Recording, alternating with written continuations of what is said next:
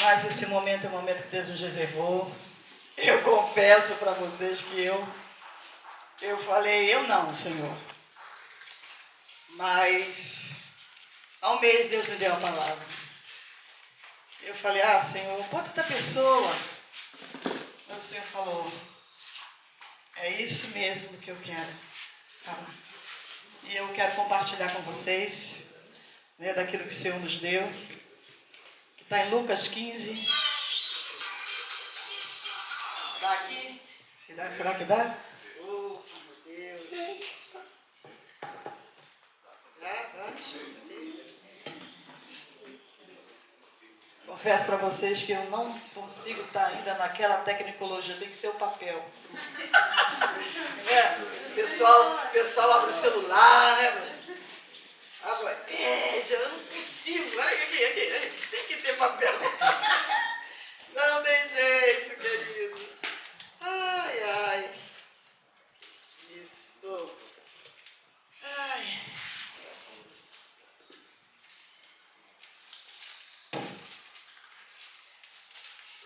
Tô nervosa. Bom, Deus nos deu uma frase para um tema. 2 situações perigosas na vida de um filho. Presta bem atenção.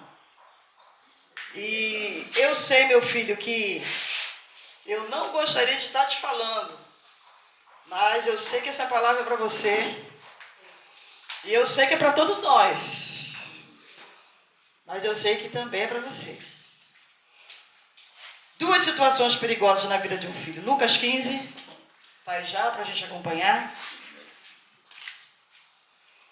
A minha tradução é Ferreira de Almeida, revista e corrigida. Não sei se vai bater ali quase. Mas vamos lá. A partir do verso 11. Uma história, um best-seller, né, na Bíblia. Eu acho que não tem quem não conheça essa história, porque a gente fala muito dela, né?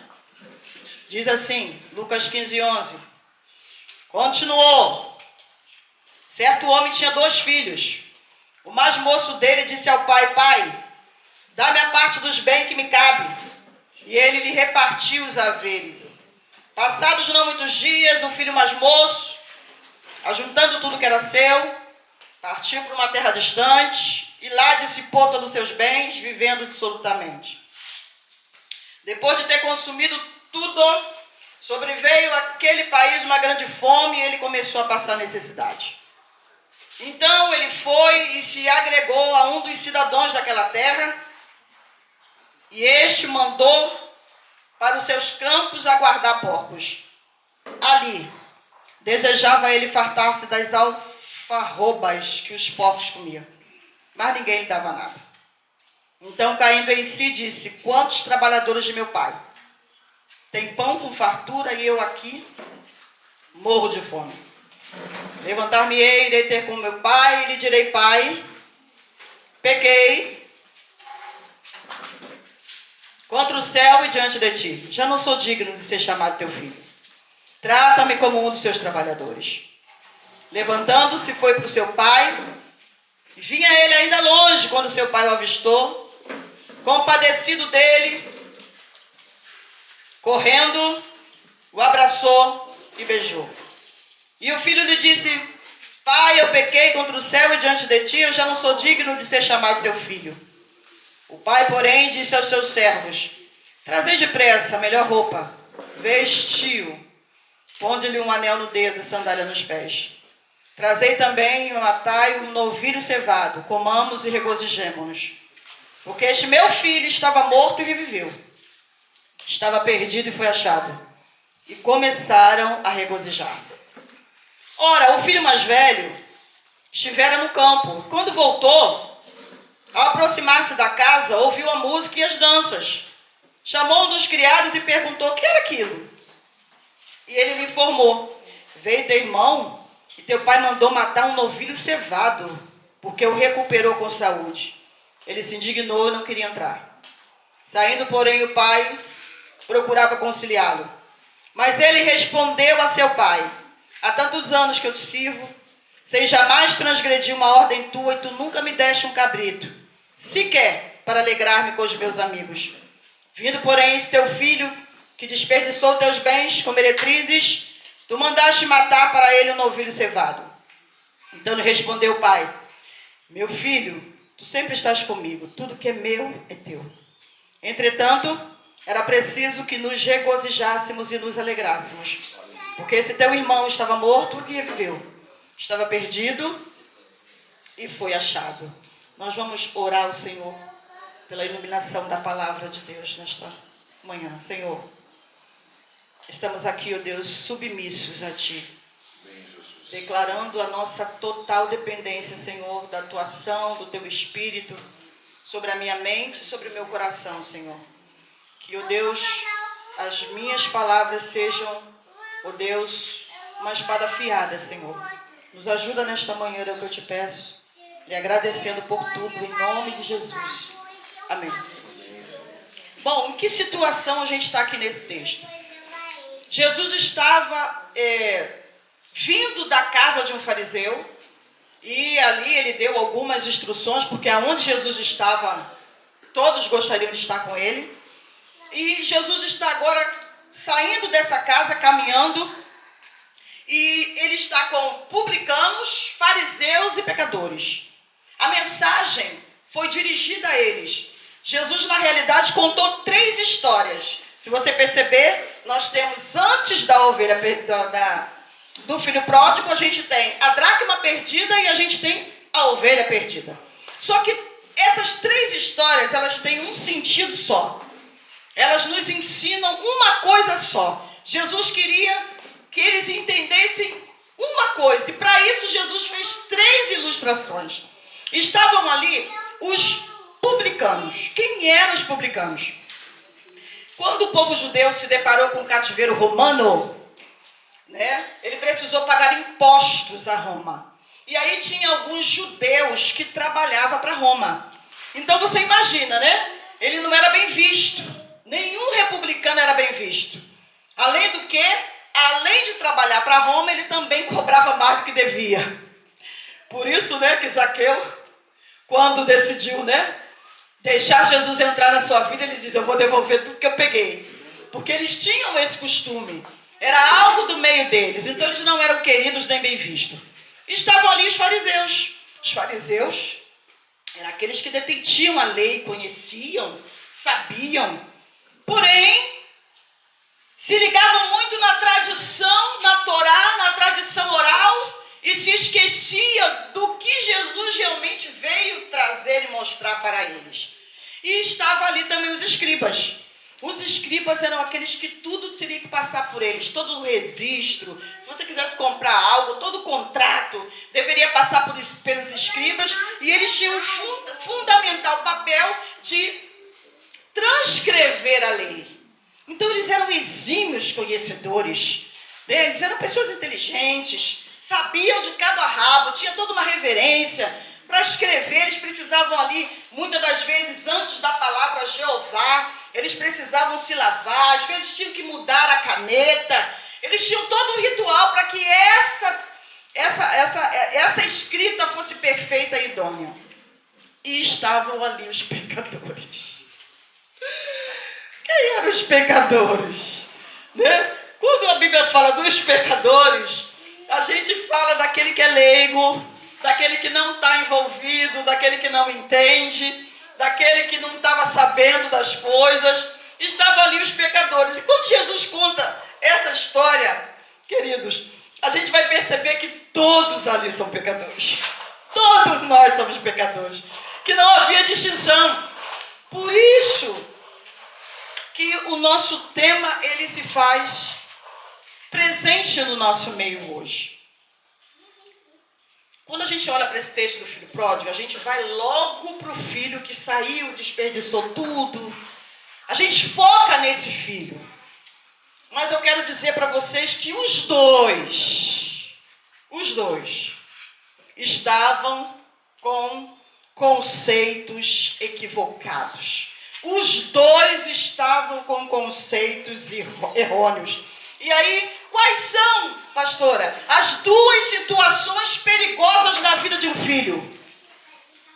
Se perder dentro de casa fora de casa. Quando o Senhor me deu esse tema, eu entendi. Eu entendi porque aquele que é classificado de pecador, talvez ele possa estar fora. Aquele que acha que entende, acha que está dentro. Mas a gente pode se perder tanto fora quanto dentro de casa. E é sobre isso que nós queremos falar nesta manhã. Eu quero falar primeiramente daquele que está dentro de casa. E para ilustrar aquele que está dentro de casa, Jesus vai falar da dracma. Por isso que o texto diz assim, continuou certo homem. Por que continuou? Porque a história teve um início. Jesus começa com a ovelha perdida, vai para a dracma e termina no filho pródigo. Quando ele fala desse filho que está dentro de casa, ele é uma dracma. Mas ele também é um filho que tem visões equivocadas. E a primeira visão equivocada desse filho que está aqui é quando ele diz para o pai, olha, eu estou há tanto tempo, olha o que o versículo diz. Verso 15, capítulo 15.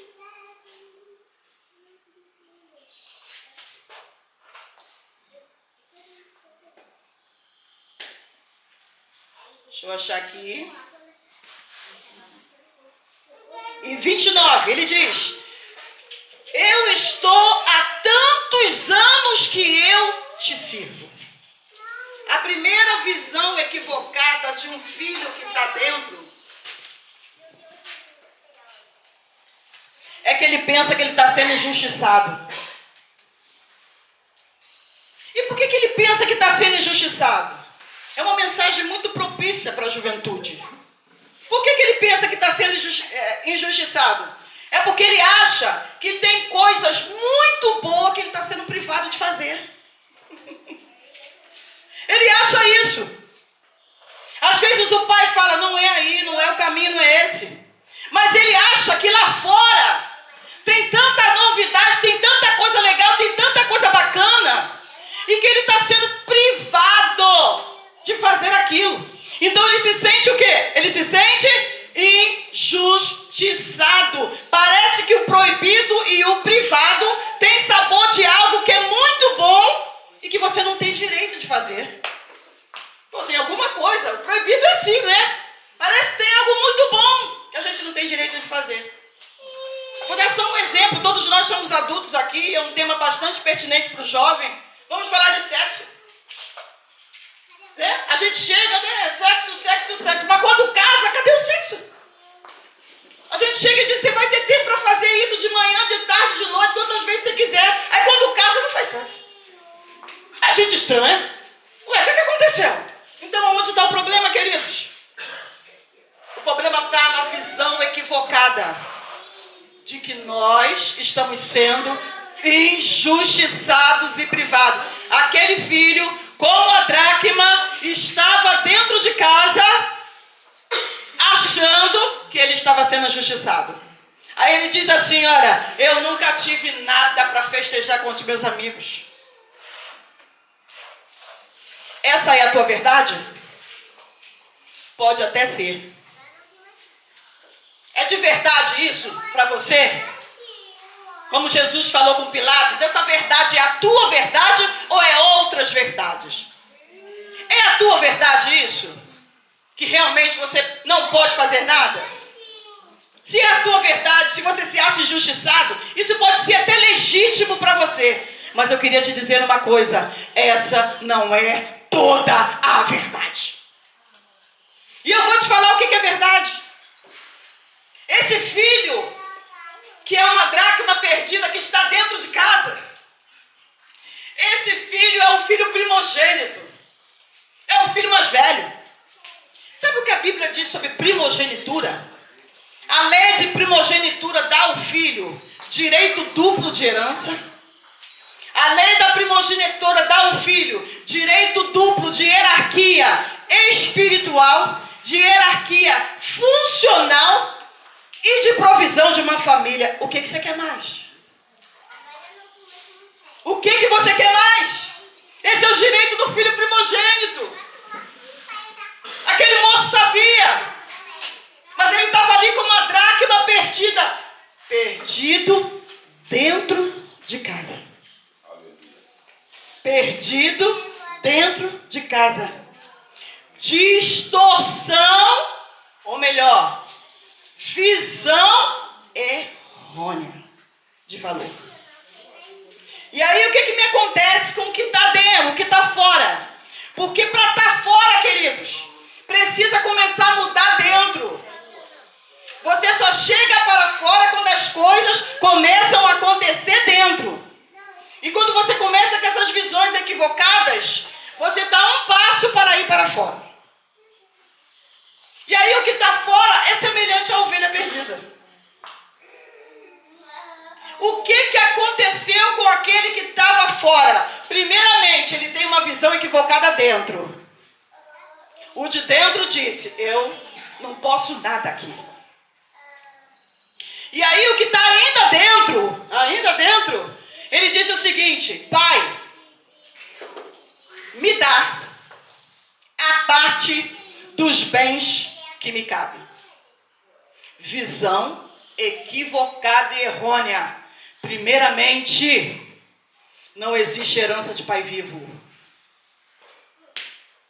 Não existe herança de pai vivo. Visão totalmente distorcida.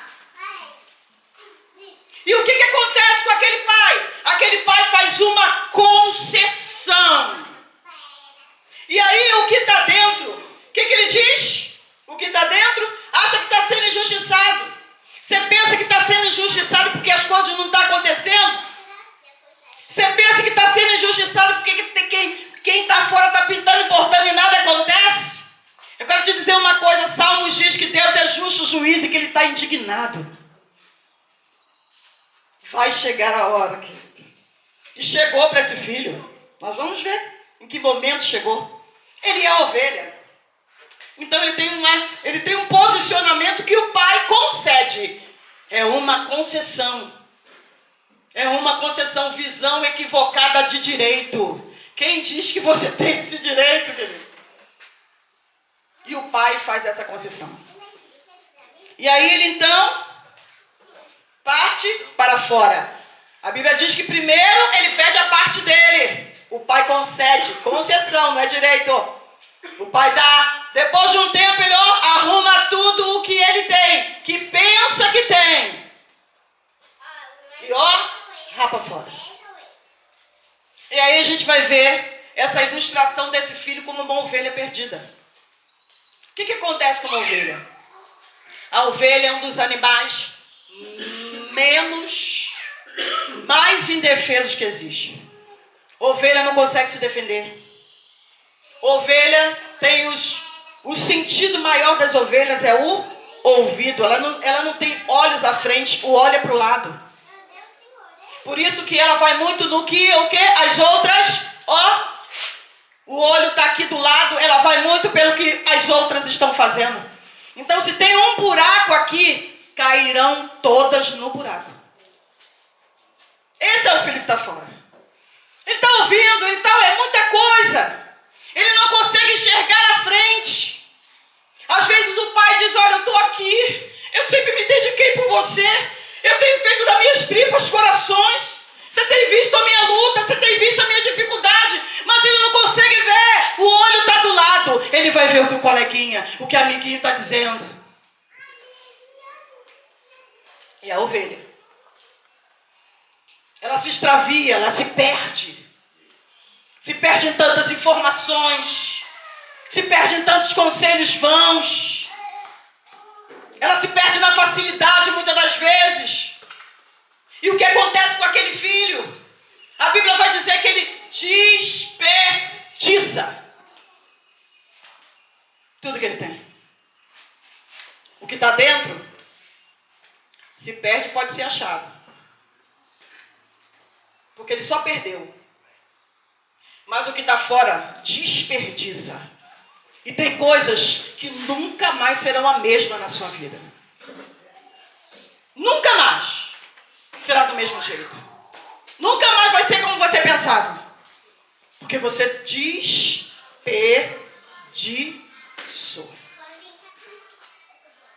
Mas aí, Bíblia vai dizer que veio uma grande fome naquela localidade. Deus faz assim, queridos. Uma região toda passa fome. Deus faz desse jeito. Você quer ver Deus mudar uma pessoa? De repente Ele muda uma casa toda. Você quer ver Deus mudar uma pessoa? De repente Ele muda uma rua toda. Você quer ver Deus falar com uma pessoa? Às vezes Ele vai mudar um bairro todo. Nós já tivemos experiência em Cosmorama de que o Senhor falou assim, ó, apaga a luz na hora do culto. E a gente não estava entendendo. Pastora Ângela estava aqui, pastor Wagner. Pastora Ângela na porta. E o Senhor apaga a luz. Só que ela não estava entendendo. O pastor fazendo sinal, ela não estava entendendo. Faltou luz em Cosmorama toda. Quando nós demos a bênção, quando o pastor deu a bênção apostólica, a luz voltou. Deus faz isso? Faz. Uma região toda passou fome. Aquele menino estava ali inserido. Você acha que não vem justiça de Deus? Você acha que o justo juiz não iria dar a cada um o direito que é seu? Estando ele mesmo na sua base de justiça?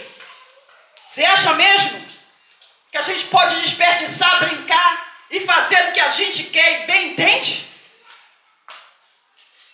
E aí, queridos, aquele jovem desperdiça tudo que ele tem.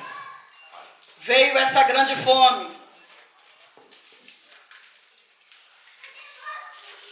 E aí, a Bíblia vai dizer, vai falar de algo maravilhoso. Ele cai em si. Sabe o que é cair em si? É ter noção correta do que é de verdade, de justiça e de direito. Ele cai em si. E aí a Bíblia vai dizer que ninguém lhe dava nada. Eu quero dizer uma coisa para você. Isso é uma mensagem para os filhos. Isso é uma mensagem para ovelhas. Isso é mensagem para dracmas. São mensagens para pessoas valorosas.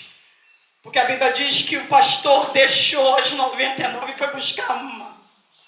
Diz que aquela mulher passou a noite varrendo. Acendeu a lâmpada para procurar uma dracma que ela havia perdido.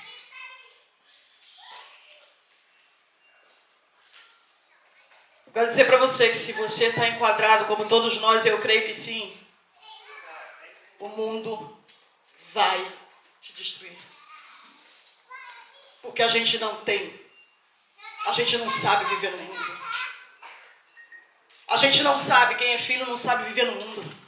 O mundo vai acabar com você, sabe por quê? O mundo é dos maus. Você não sabe, você não vai saber viver não, você é ovelha. Você vai ser massacrado. Como aquele jovem. Você vai passar fome.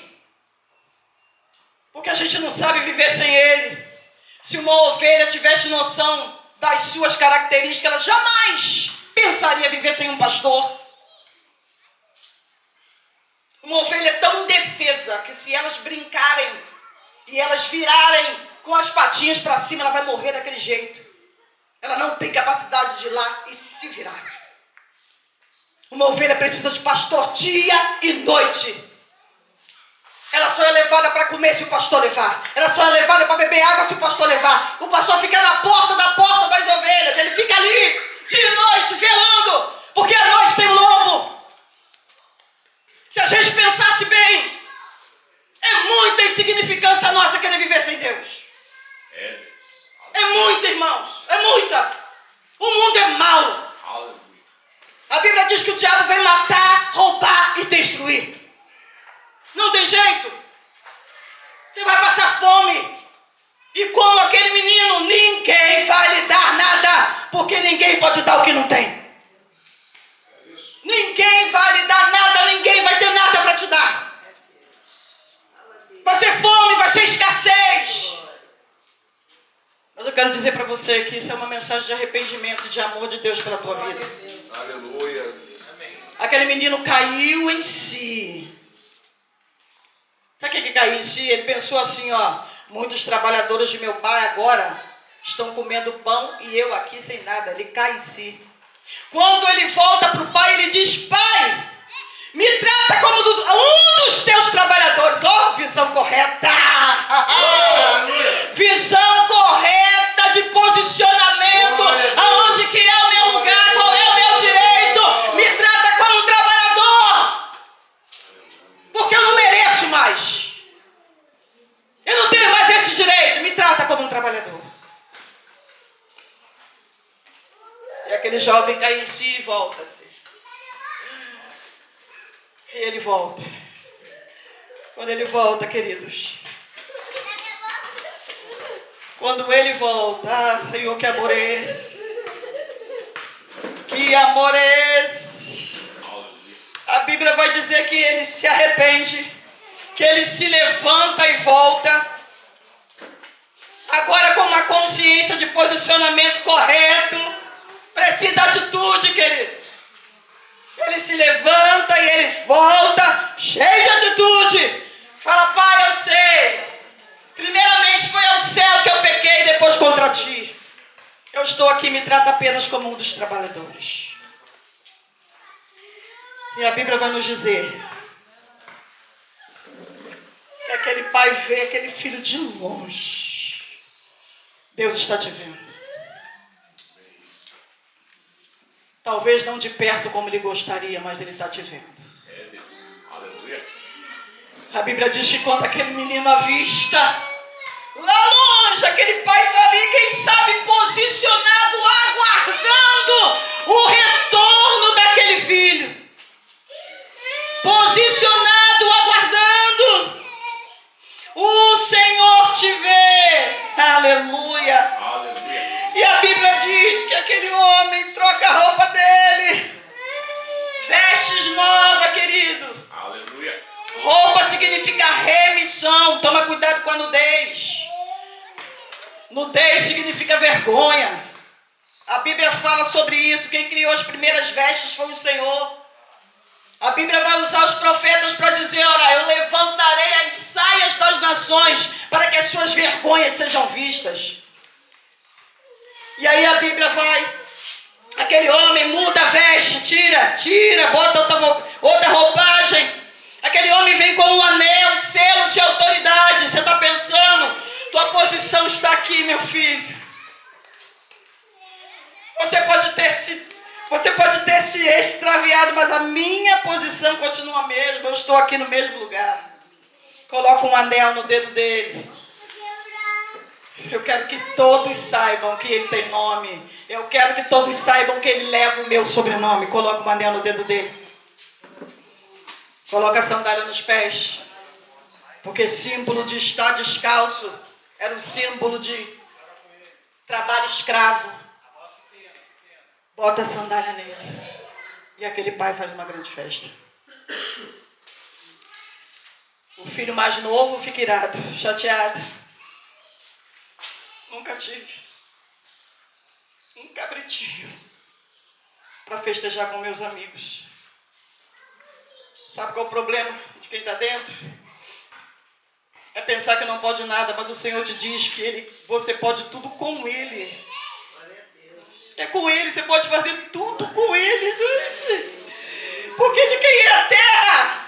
De quem é o mundo e a sua plenitude, querido? É do Senhor. Ele está dizendo: você pode tudo, meu filho, mas comigo. Aleluia. Comigo. E aquele pai vai para aquele filho e fala: filho, o que está acontecendo? Você não quer entrar? Eu fiz uma festa, você não quer vir? Não, aí ele desperdiçou tudo. E eu não tenho direito nenhum. E aí aquele pai fala uma célebre frase para aquele menino: tudo que é meu é teu. Aleluia. Ai, irmãos, como é bom saber. Tudo que é teu, que é meu, é teu. Eu estou aqui, meu filho.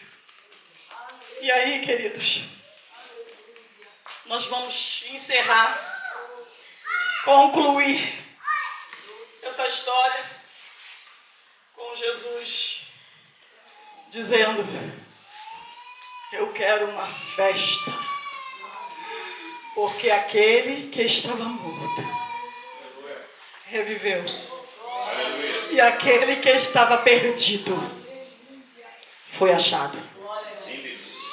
Nós estamos numa festa. É hoje.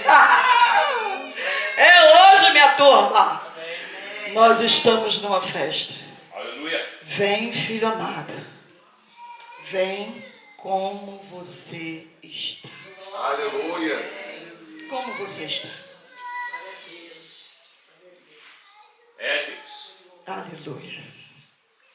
Glória a Deus. Deus já separou as roupas. Irmãos, ontem a gente veio ensaiar. Que coisa gostosa ontem. As roupas já estão separadas. Os anéis e as sandálias. Aleluias. Vem, filho, como você está. É noite, ou melhor, é manhã de arrependimento. De repente você está dentro, mas está como aquela dracma, e aí a Bíblia diz que aquela mulher acende a luz, é o Espírito Santo. O Espírito Santo está falando contigo. Reconcilia-se comigo. Volta para mim. Volta para mim. De repente o Senhor está varrendo já, ó. Varrendo como aquela mulher para te achar, para te encontrar, para te dizer: volta para mim. Aleluia. Volta para mim. Aleluia. E Ele está à tua procura como aquele Aleluia. pastor que procura ovelhas. Espírito de Deus. Ele está à procura.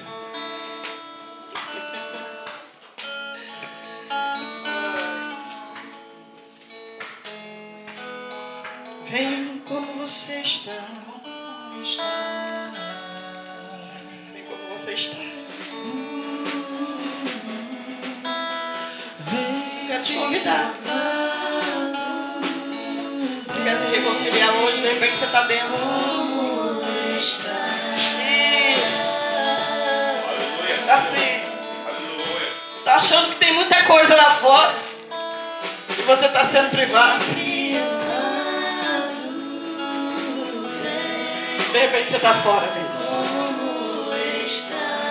De repente você não entendeu que aquele Pai é Jesus, que veio te buscar, veio hoje ter um encontro contigo, que veio dizer para você: olha, você é importante para mim. Eu não quero mudar o que você faz, eu não quero mudar como você vai viver, eu quero mudar a tua vida. É diferente, querido. Eu quero mudar a tua vida. O que você faz e como você vive é muito pouca coisa para mim. Eu quero mudar você. Eu quero trabalhar em você. Eu quero que você tenha um senso de pertencimento. Eu quero que você entenda que você é meu.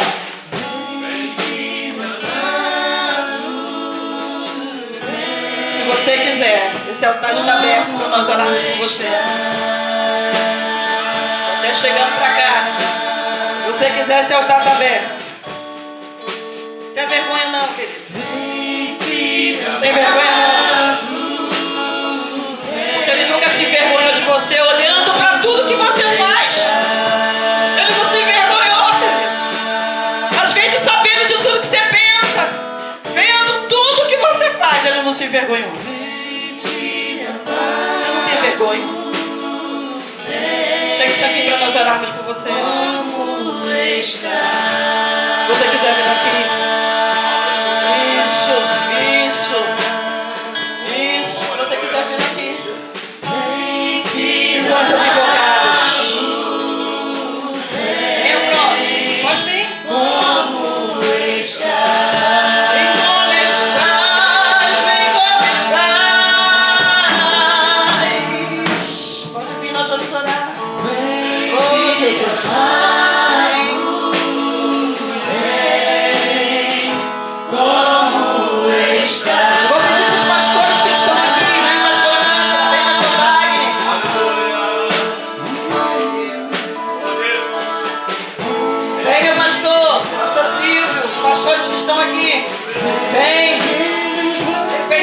a visão. Oh, Angélica. Deus ama você, querida. Oh, Senhor. Oh, Jesus.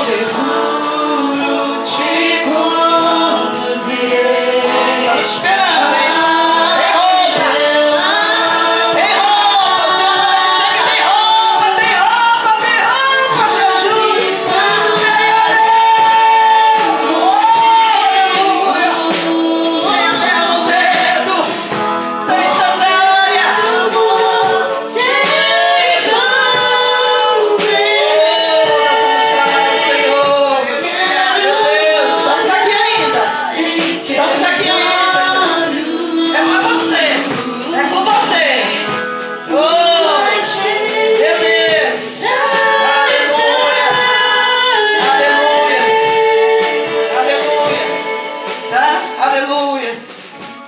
Mais alguém?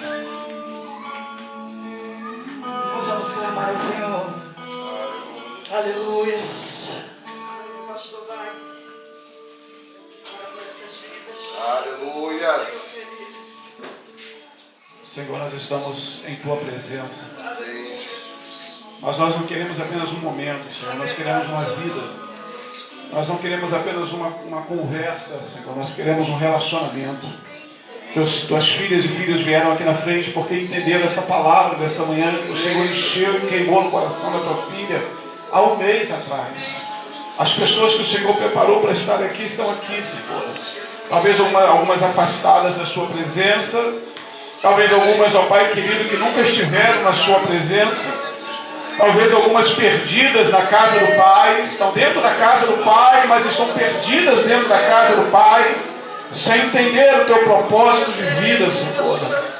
Então, Pai, junto com os pastores e pastoras que estão aqui, nós estamos agora ministrando a tua bênção sobre a vida deles, junto com essa igreja que está aqui reunida, Senhor. Nós estamos ministrando sobre a vida dos teus filhos, para que eles recebam nessa hora, Senhor, vestiduras novas, como foi pregado nessa manhã, Senhor, transformando o caráter